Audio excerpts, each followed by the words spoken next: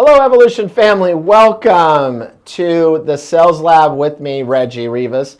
I have a special guest today from Norwegian Cruise Lines. You guys all remember this gentleman here, Thomas Chang. Thomas, thank you for joining. Thank you, Reggie. Appreciate it. Reggie. So we got a lot going on here. Our teleprompter is not exactly ready to go. Oh, there we go. There's something going on. But anyways, we hope everyone's doing well. It's been a fabulous week so far here in Los Angeles. We got a lot of bookers booking, and how you been?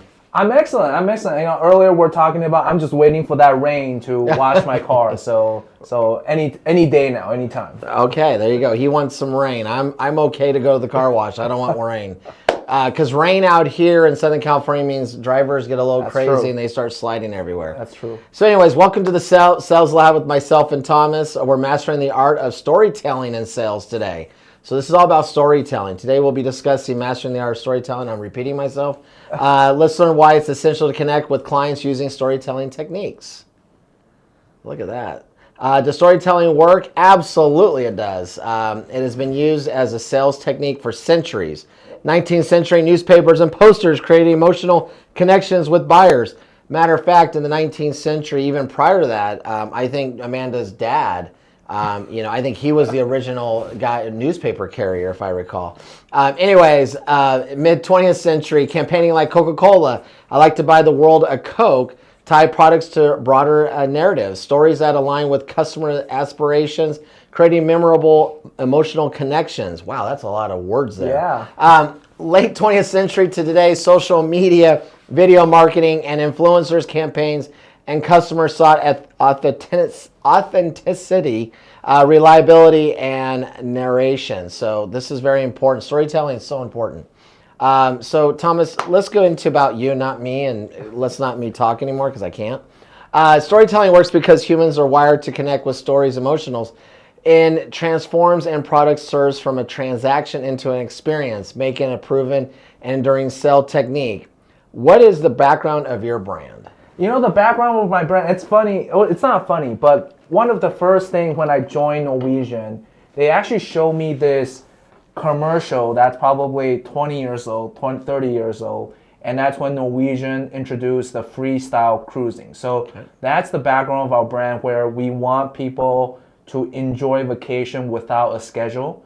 And if you guys actually look it up on YouTube, just type in Norwegian NCL ad, original or freestyle, and you will actually see a very funny message about how before Norwegian everyone goes at a scheduled time, everyone move as a group, but on Norwegian Cruise Line, the cruise, there's things happening all over the ship. There you go. Yeah.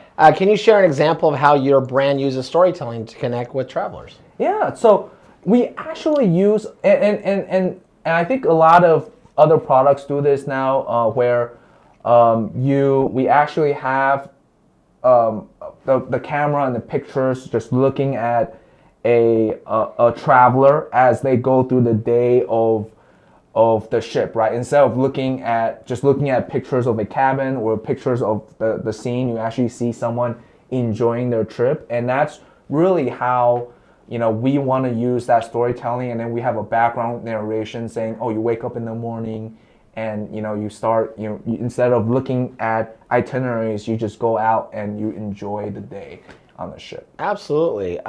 Consumers are 22 times more likely to remember a story than a fact, that's very important. Storytelling builds trust, inspires action, sells to clients. What specific tools or platforms does your brand offer that helps agents craft compelling sales stories? Yeah, that's a great question. So we actually, on Norwegian Central, so our agent booking tool, we have something called the marketing headquarters. So in there, you can actually have access to our videos, our social media. We actually have flyers. We have memes. Like we have, I remember like one meme that's very ingrained to my brain is booking a cruise with tequila in hand. Oh. And it's a dog with a tequila and then a little hat. So we have things like that where we want cruising to be relaxing. We want it to be fun. So that's one part. That's how we sell the story. There you go. Basically. Awesome. Yeah. Understanding your client's story. How can travel agents use clients' stories to position your product as a perfect fit? For me, it's all about and I'll be honest with you. I think a lot of the cruise line story, like, it's very similar. Where the clients, they've never cruised before, and then they tried it out. Where they unpack once, they wake up every day to a beautiful new port. And if you actually look at a lot of our videos, the ones in Hawaii, the ones in Santorini and Greek Isles, you will see that's the message we're trying to get across is, you wake up every day, you're either jumping into the pristine waters, or you're looking at the ancient UNESCO cultural sites. So that's you can talk to that to your clients. I know a lot of times we're concentrated in the price point, the balconies or the ocean view, but you should talk about, hey, look, imagine going down the steps to the Trevi Fountain, visiting the Vatican, right? That's something you should focus on, on top of talking about price. A lot, just name a couple cultural sites, right? A couple of things the clients can do at that location. Absolutely. Are there any inside tips for creating engaging posts about your brand? So, I think one thing that a lot of people don't do, or they're doing already, but you're not really thinking about, is when you look at other, a lot of the travel influencer, we're in this space, right? Yep. So the algorithm's probably giving us all these influencer reels. And if you're looking at those reels, they always talk about, it's the influencer waking up, this is the day of life on a cruise, right? And then they go through what they do. And I see a lot of us, on social media, we take a picture of, we take a picture of Cabo, but we don't add like any tagline saying, this is what I did today. I had amazing seafood, or, I took the boat to the Lover's Rock. Like, we should include more information. And so going back to my brand, if you're taking pictures of Norwegian, talk about how long we stay in each port and how we don't restrict clients into a specific time frame. Love it. Questions for our travel agents. Have you ever used storytelling on social media? Thumbs up, thumbs down. I think all of us are a thumbs up. You should. So yeah, please go into the chat there and do a little thumbs up, thumbs down. Archer Travel has some key tips. Why don't you take a second, take a look at that. Customize travel recommendations to align with their stories. So it's very important. These are great tips that we've created for you guys to use. The why is always important. Using storytelling and marketing, focus on emotions. What will your clients feel during the experience? Number one, social media storytelling, caption reels and posts that highlight client experience. You want to talk about that? I think for me is using storytelling. You can also, on top of, let me gather my thoughts, right? I threw it on him. Yeah, it's a little bit off kilter. Reggie's testing me to see if I'm paying attention. But I would say this, right? I would connect. For example, if you see a social, like, let's say you go to Barcelona, right, or you go to Europe or the Vatican. Right? I mentioned Vatican earlier, and the Pope was in the news recently, and I would say, if you see social media posts about churches, you should probably make the connection and say, hey, look, maybe I could go to the local church. I can go to my church, go to the pastor and say, hey, look, I just saw all these wonderful reels about churches. Why don't we get a group of people and, on a cruise, we can go to different ports and we can visit the different churches that we have there, and use that as a connection, right, to the pastor or the local church member, and say, hey, look, I saw these wonderful wonderful church reels. I think we should do this. Let's get a group together. So I'm kind of dodging your question here, but I hope that kind of relates a little bit, right, to storytelling and absolutely using social media. Right? Leveraging supplier provides content to enhance your narrative. Questions for supplier BDMs. What marketing tools and resources does your brand provide to help agents tell a better story? So if you use our educational module, so you definitely should, because first you get travel agent rates. At the top level, you get as the rate you get is the same I get as a staff, right? So I'm a little bit jealous I'm a little bit mad I don't have a better rate. But for me, it's using the tool. So every supplier's educational module, we teach you about the destination. We teach you, things that you otherwise wouldn't know, right? Like for example, I've never been to Iceland, but using that tool, I learn more about Iceland. I learn how to position it, and we will tell you tips on what to tell the clients, right? So let's say you have a client on the phone calling you, Reggie, and say, hey, look, I want to go to Barcelona. Just go to our educational module, click on Barcelona or Europe, and we give you taglines on what to say. So there you go. That's something you can do. Cool. Next slide, please. There we go. Pro tips: people don't buy trips; they buy experiences and memories, which is very true. We're going to practice a role playing here, Reggie and you, Thomas. We're going to role play an example: travel agent pitching a vacation package using storytelling techniques. The BDM will be the travel agent. Reggie will be the prospective client using storytelling tools discussed. Okay, here's the deal. All right. You mentioned the Vatican. Uh-huh. My wife and I have always talked about going. Why should we? Okay, when should we go? What's a good cruise line we should go on? And how long should our cruise be to get to the Vatican? Well, okay, so I'll be. So the Vatican is a great destination to go. But as a great travel advisor, I do have to tell you, the thing with cruises, especially to the Vatican and Rome, is that Rome is actually very inland, right? So if your main purpose of going to Italy to Rome is to see the Vatican, to be honest with you, I think if that's your main purpose, I think a land vacation. But if I want to go, she wants to go on a cruise. If you want to go on a cruise now. So the cruise is about getting a sampler of every destination, right? And Norwegian, we are actually voted the #1 cruise line in Europe, according to the World Travel Magazine.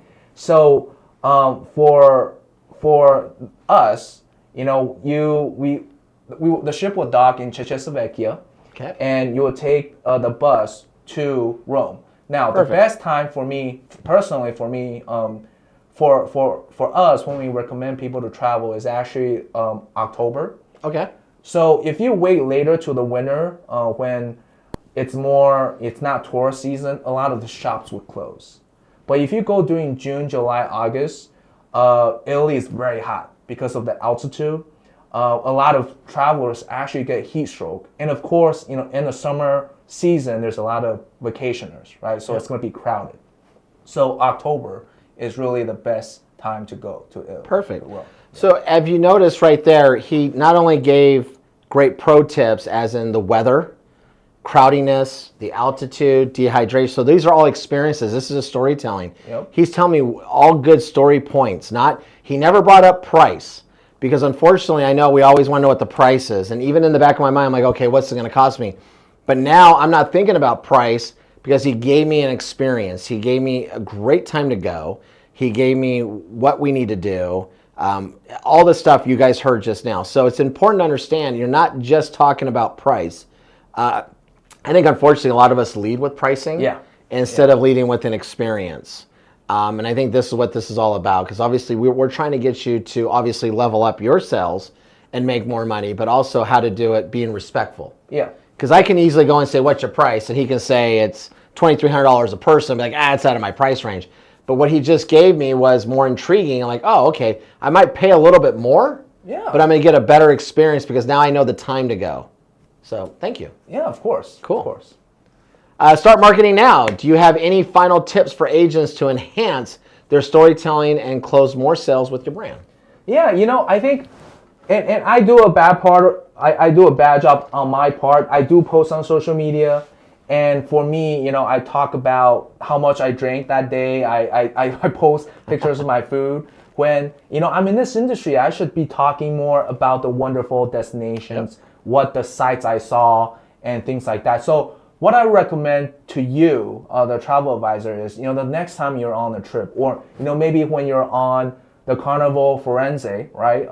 I'm talking about Carnival here, but the next time when we're on the Evo Evolution sales convention on the cruise, think about when you land at a destination, take some picture and tell some story, right? Maybe approach to the local food vendor and say, hey, what's your best food here? What are you famous for? Everyone who comes in, what should they order, right? And if you see that, if you see those questions on social media, a lot of the owners, they get very excited. They talk to you about what people order. They talk to you about how they prepare their food, and that automatically generates a story, right? So I would recommend you just to think. You see a long line of people, right?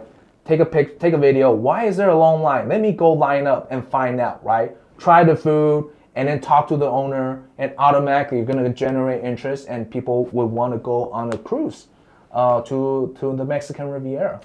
And one key tip I always tell new agents when they ask me, it's like, if you don't know, ask. Yeah.